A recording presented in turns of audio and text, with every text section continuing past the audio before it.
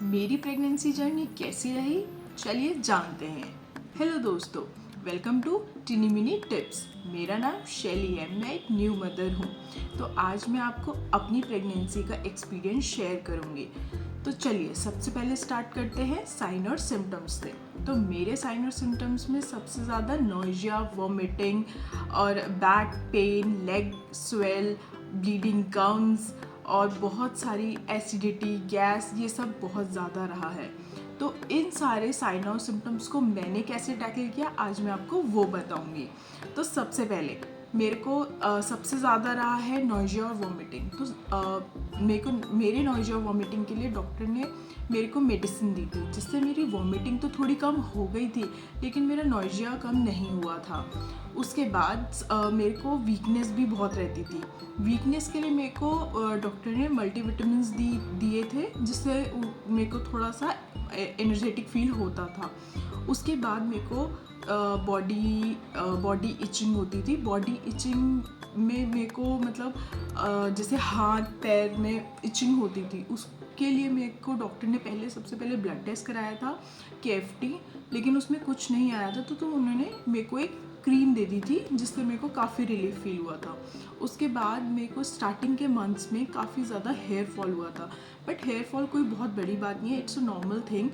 Hormones की वजह से ये सब चीज़ें होती है, इसलिए इस चीज़ का स्ट्रेस आप बिल्कुल मत लेना। उसके बाद मेरे को होता था बैक पेन के लिए मेरे को डॉक्टर ने ऑयल दिया था, बट उन्होंने मेरे को कहा था कि बैक पेन होगा क्योंकि बॉडी का पोस्चर थोड़ा सा चेंज होता है।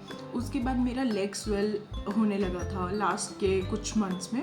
लेग स्वेलिंग इसलिए हो रही थी क्योंकि मतलब काफ़ी ज़्यादा प्रेशर पड़ता था लेग्स में। तो ये चीज़ अवॉइड करने के लिए उन्होंने मेरे को बोला था कि आप थोड़ा सा लेग को ऊपर ही रखिएगा, और इनकेस अगर बेड में भी स्वेलिंग आई तो आप थोड़ा सा अपलिफ्ट कर सकते हो तकिया लगा के। उसके बाद मेरे को एसिडिटी और गैस भी बहुत होता था, तो उन्होंने मेरे को इस चीज़ के लिए पैंटॉप तो दी ही थी, पर उन्होंने मुझे कहा था थोड़ा सा स्पाइसी फूड वगैरह अवॉइड करना और खाने के बाद थोड़ा वॉक ज़रूर करना। तो ये सब तो मेरे साइन और सिम्टम्स थे। उसके बाद कई लोगों को अलग अलग सिम्टम्स भी आते हैं, जैसे कि कॉन्स्टिपेशन, मूड स्विंग और क्रेविंग्स। ठीक है, तो मेरे को कॉन्स्टिपेशन तो नहीं हुआ, बट आप कॉन्स्टिपेशन के लिए मेडिसिन्स भी दिए जाते हैं, पर आप फाइब्रस फूड भी खाओगे तो वो भी हेल्प करता है। मूड स्विंग के लिए तो आप मेडिटेशन कर लो, एक्सरसाइज कर लो, अच्छे अच्छे गाने सुन लो और मॉर्निंग वॉक पे जाओ। मतलब ये सब चीज़ें बहुत हेल्प करती है मूड स्विंग्स में।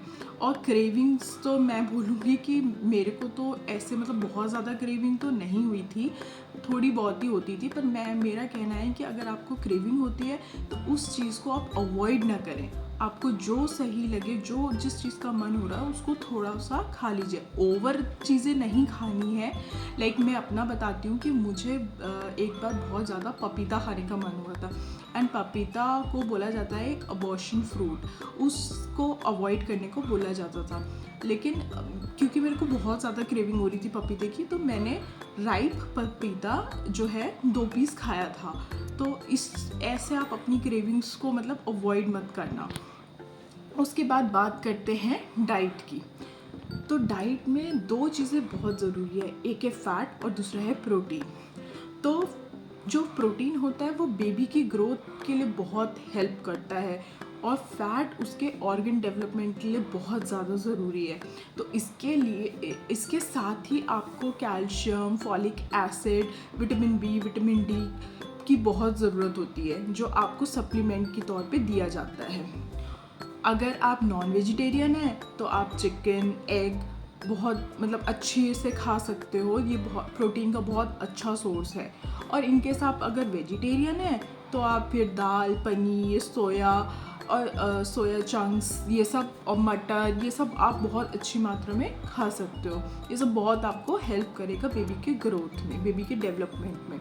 उसके बाद जो है हम फ़ैट में आपको अच्छा फ़ैट लेना है, जैसे कि घी, बटर हो गया, नारियल का जो क्रीम होती है, फ्रेश क्रीम, वो आप खा सकते हो, वो बहुत हेल्प करता है बेबी के ऑर्गन डेवलपमेंट में। और वाटर का इंटेक तो आपको बहुत अच्छे से रखना है, ताकि जो हमारा एमनाइटिक फ्लूइड होता है बेबी के लिए वो कम नहीं होना चाहिए। तो उसके लिए आपको डेली एक नारियल तो ज़रूर पीना है। आप बिल्कुल वो कर लो कि आपको डेली एक नारियल पीना ही पीना है। और जो उसकी मलाई है वो आप खा लो, क्योंकि वो भी बहुत अच्छी होती है, वो बहुत हेल्दी होती है।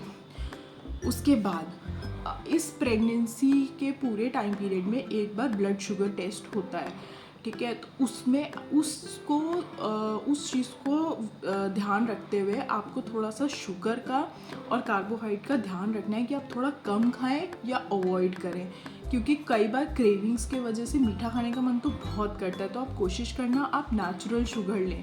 आप कोशिश करना कि जैसे आप बनाना खा लें, आप डेट्स खा लें, ये सब ठीक है, पर मिठाई, चॉकलेट्स, ये सब थोड़ा अवॉइड करना, क्योंकि शुगर अगर आपके उसमें ब्लड टेस्ट में शुगर ज़्यादा आ गई ना, तो वो लोग मेडिकेशन दे देते हैं, जो कई मायनों में माना जाता है कि बच्चे के लिए अच्छा नहीं होता है। उसके बाद ये सब देखते हुए, ये तो मैंने आपको आज की वीडियो में अपना डाइट और साइन और सिम्टम्स बताए। अगली वीडियो में मैं आपको स्कैन्स बताऊंगी और क्या क्या ब्लड टेस्ट होते हैं ये बताऊंगी। अगर मेरी वीडियो पसंद आई हो तो लाइक, शेयर और कमेंट ज़रूर करना, और मेरे चैनल को सब्सक्राइब और फॉलो ज़रूर करना। Thank you so much.